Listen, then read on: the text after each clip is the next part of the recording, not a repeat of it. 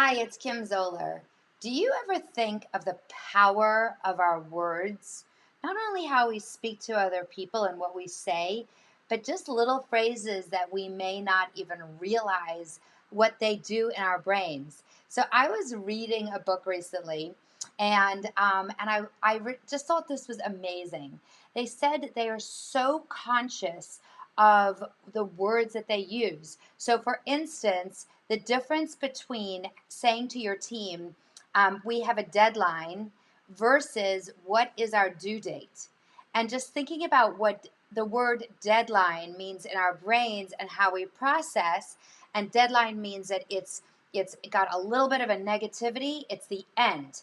And a due date, think about what happens on a due date. It's something that is exciting and it's fresh and it's happening.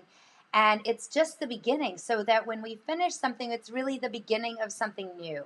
And so today, I just want you to think about for Wednesday Wirings, what are we saying to ourselves and what are we saying to each other that just has a nuance of like, positivity versus something that may sit in our brains and not process quite as nicely. Have the best day.